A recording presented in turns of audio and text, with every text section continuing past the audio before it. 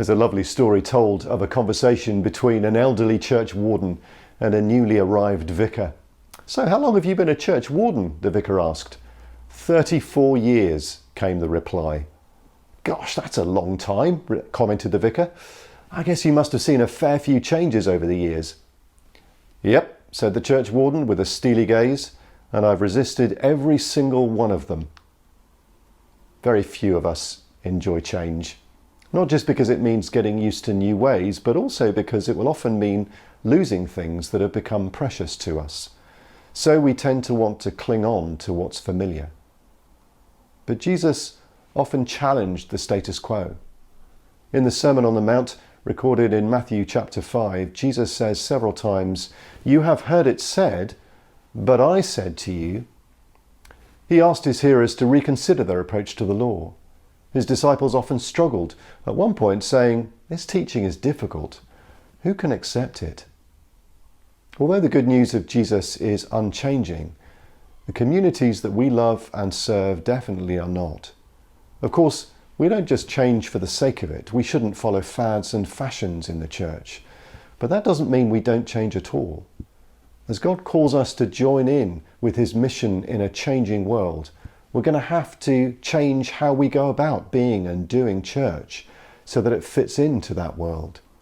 What used to be right 10 or even 5 years ago might not be right now, and we'll need to reimagine new ways that fit better in our current world. The hard truth is that as we listen to God, we may need to let go of the things that are precious to us, even if we've held on to them for a long time. The rich young ruler who came to Jesus genuinely wanted to follow him. He kept the commandments for as long as he could remember. But then Jesus asked him to change just one thing, to sell his possessions and give the money away. But for the young man, it was a step too far.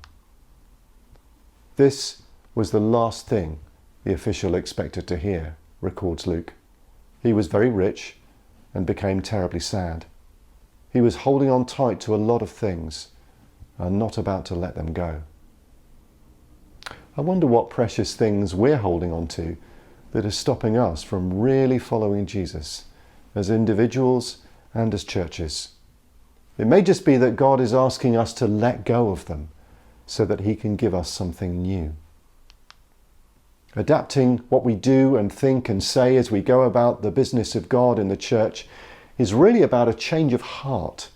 It's about wanting to put God first, above ourselves, of knowing we've still got stuff to learn.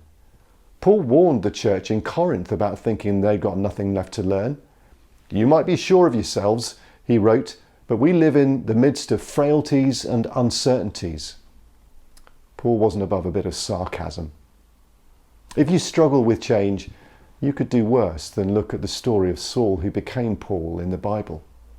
We meet him first watching over the stoning of Stephen, and Luke tells us at this time Saul was breathing down the necks of the master's disciples and out for the kill. Yet as he met with Jesus on the Damascus road, he was willing to be utterly changed. And as a result, he became the most powerful apostle for Christ. Jesus Christ is the same yesterday and today and forever. But we serve him in a complex and changing world. However costly, we must be ready to change to meet the needs of the mission of God.